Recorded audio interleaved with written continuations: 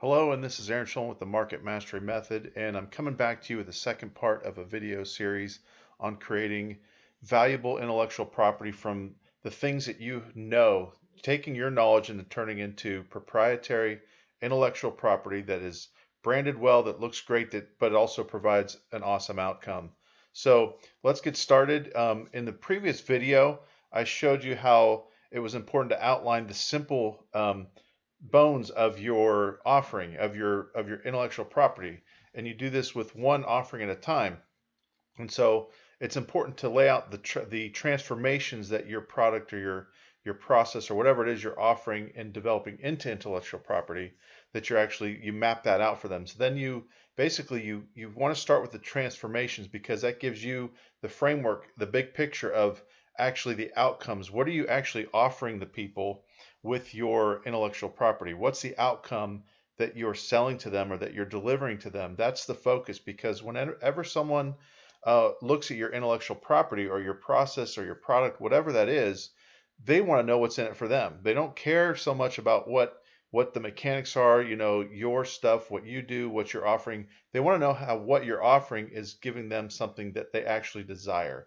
And so the beginning of this framework also helps you to map that out. So you'll make sure that that is on target, because that's the most important thing when you're presenting something. So in this case, if you're someone who has ideas, or you have done some consulting, or you have a business, or you have a business idea, or if you're an established business but you have a hard time necessarily creating your own intellectual property, or packaging it in such a way that's appealing, this is for you. This is for you if you have this expertise or ideas and you want to make intellectual property that will grow your brand, increase your sales, increase your revenue, and also productize your knowledge, so that you can have something that will work for you 24/7 instead of always having to be there to deliver your expertise. This is a great way to leverage what you already know, and the problems you can solve, and the things that you can do in the marketplace to help other people reach the goals, whatever your expertise is. So let's get started. This is the Passion Product Factory. This is the actual framework, part 2 of this video series. The number one framework for creating your most powerful passion products and intellectual property. And I call them passion products because they come from a place, from a passion inside of you that has the ability to solve problems for people out there in the marketplace, regardless of whether they're in business, in religious circles, if they're in education, if they're in government, if they're in entertainment. It doesn't matter which bucket or mountain they fall in. You can help them by using this simple framework. So what do? You want to wait and give it a title last, okay? Unless you already have a catchy title that you know nails the gist of it and your unique selling proposition or your unique value proposition. So start with here, number 2, who is your passion prospect? And we have other frameworks that flesh all this out for you. But start with this. Let's say you are a coach, consultant, business owner not getting enough customers or leads, okay? This is an example of an intellectual property that I created, which is a framework to help people make their own powerful lead magnets. So if you've done any kind of lead generation or business, or you've been in the marketing space for any time, you understand what lead magnets are. It's basically a piece of content or something, an appetizer that you put out in the marketplace. It's usually a free or very little cost, which gives people a sample of your expertise or what your bigger product is, so that it'll do multiple things, but it'll give those who are interested and have a need or a want for your product or service, it'll give them a sample or an appetizer, so that it'll draw them closer to making a step to doing business with you. And it'll also filter out people who are not a fit for you. So it does several things. So the example that I'm going to put in this is how we used this framework to make our lead magnet framework that we've used for many years to help people create their own lead magnets. So hopefully that's not too confusing, but let's go on. That's just the example I'm giving within this framework, so you can see how we use this particular intellectual property framework to create our own intellectual property, and you can too. So the target for our lead magnet, or our SPEAR framework, is they are coaches, consultants, business owners who are not getting enough customers or leads. Okay, the 3 main problems that they have, I always say pick your biggest 3 problems, and hopefully they have a metric and a timeline, okay? And I'll get into that in a minute. So example problem one is they're too busy and tired chasing people and trying to drum up business instead of an automated pipeline. That could be one problem that many business owners face. Example problem two that they're facing: sales and leads are like a roller coaster. It's feast or famine months. One month they might have great sales, and the next month they have zero leads or very little sales. Okay, so I'm just identifying the problems that I know, that I'm intimate with the clients that I serve, and I know the problems that they face and the problems that the lead magnet uh, framework solves for them. It's our SPEAR framework, and you'll see it down here in a minute. Example three, there's no clear process to get a steady flow of leads and customers or find new sources of customers. So what I'm doing is saying, hey, here's the problems that I know this solves for them, and I'm spelling them out in their language, something they understand. So step four is, what's the big promise or outcome? So you want to define that number one promise that will accomplish for them. And you could state it like this. You can reword it a little bit, but state it like this. This will help you get blank. So basically, for the lead magnet example, this will help my clients get a steady flow of quality leads on autopilot 24/7 without having to chase people or entertain tire kickers. Okay, that's what that outcome is for that particular framework. And then example two, predictable, growing, scalable customers and income. That's another result that they get. That's something that they want. Number three, a simple framework to never run out of new ways to find new streams of leads, customers, and income. So what's really cool about when you develop intellectual property and you serve it to your clients is that becomes a framework that they can put in their arsenal or their tool set, so that you continue to give them value long after they're no longer your client, or you just basically stack value on value, because not only did you give them, let's say, not only did you deliver them a delicious cake, for example, but then you showed them how to recreate that delicious cake over and over and over again. And that gives them more exponential value for paying you one time or hiring you one time to do this simple service that you're an expert at. You can also use this format to state your services as the bridge. You could say, we do blank, which is the service, so you can get blank. And I'm just simply putting these frameworks in here, these smaller frameworks, so that you can have some things to use in order to word it appropriately to your target, your product, service, and the problem that it solves for prospects. So we do blank, so you can get blank. We created a framework for lead magnets so you can get more leads on autopilot. So that's how that would work for that particular one. Okay. Now for this particular framework that you're looking at right now, the IP creator, creating your own intellectual products, we built this particular intellectual property framework so you can quickly get your knowledge into a valuable asset framework that can serve your clients and generate revenue for years to come. Okay, so that's the value statement for what you're viewing right now and what you have access to. For the SPEAR framework, for the lead magnet framework that we're using as an example in this one, we guide you through our SPEAR framework so you can always create new ways to get steady flow of quality leads and customers. So see how that works? All right. Next, the transformation. Describe their A to B transformation in one sentence. So A is where they are, their conditions, circumstances, undesirables, whatever that is, before you come help them. And B is where they're going to be when you're finished helping them, or whatever your product or service does for them. That's the transition or the transformation. And you always want to be wary of that in every single thing that you put out in the market, because the transformation is another way to describe the benefits and the process and what they're actually getting, the value that they're getting out of this. So in other words, what transformations will they undergo as a result of this product, process, solution? Use this simple format and fill in the blanks. Your avatar will go from undesirable A1 to desirable B1. And so I have it set up so that you want to outline three that are connected. So you want to do an A-B combination in three different formats. And you want to pick the top three pains and frustrations that transform to goals, desires, dreams, or anticipated outcomes that you deliver for them. So A1 would be struggling to get leads, to B1, having a steady growing stream of business. The second transformation would be they're stressed out from roller coaster revenue, not sure how they're going to pay their bills, to predictable, scalable income. Then the Transformation 3 is uncertain on being able to grow business right here. 2, B3, skilled at always finding new streams of customers. Okay, then think of a visual model or some kind of mechanism that you can put in there to make it stand out, or something that is memorable.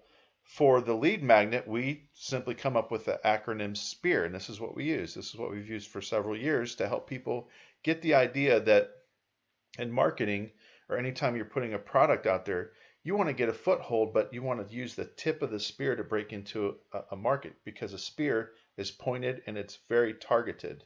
Okay, so when your spear hits that target, that means that you win, they win, everything from there flows. So S stands for a single person problem pain solution. This has to do with, I'm giving you an example of how we use the spear analogy in our lead magnet process, developing process, so they understand the principles behind when they generate their own lead magnets.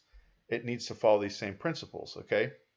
So your lead magnet it needs to have a single person problem pain solution so that you can solve one problem in a short period of time for them.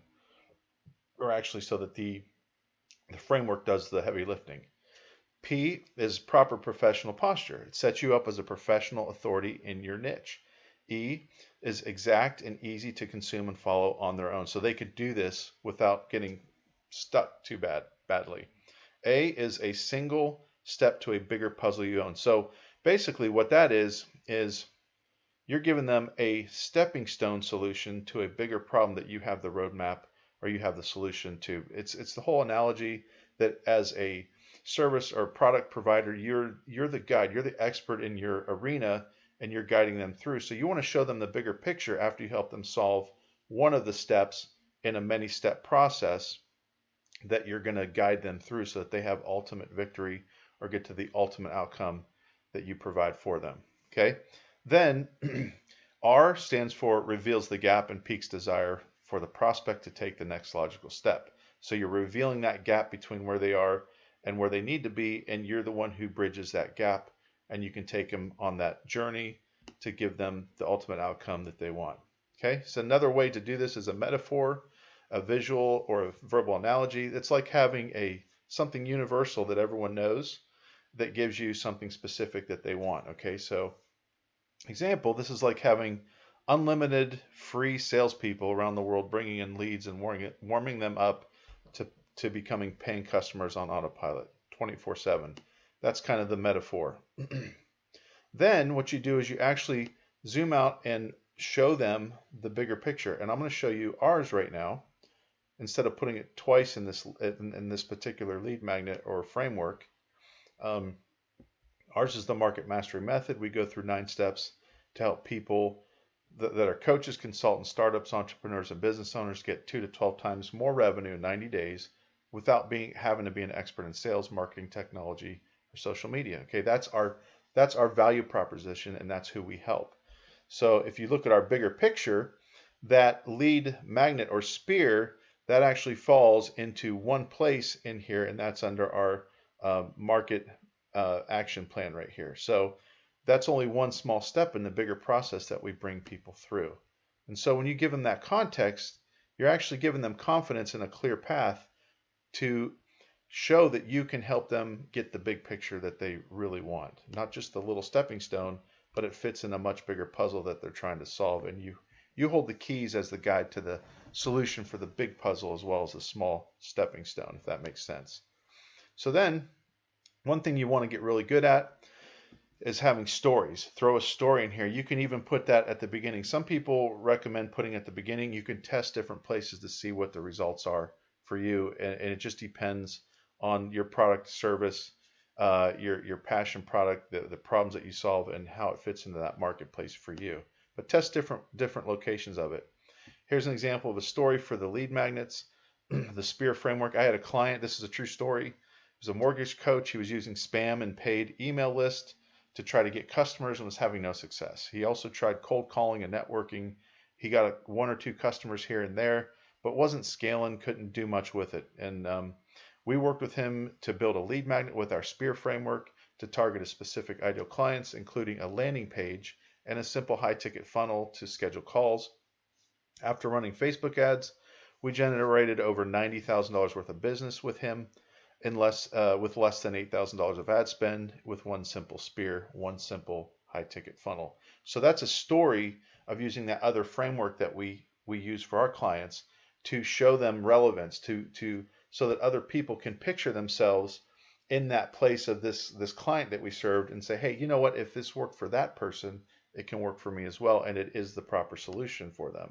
So the story helps in so many different ways. It bypasses, intellectual obstacles, and helps them relate to something that they can step into and see themselves having success doing with your products or solutions.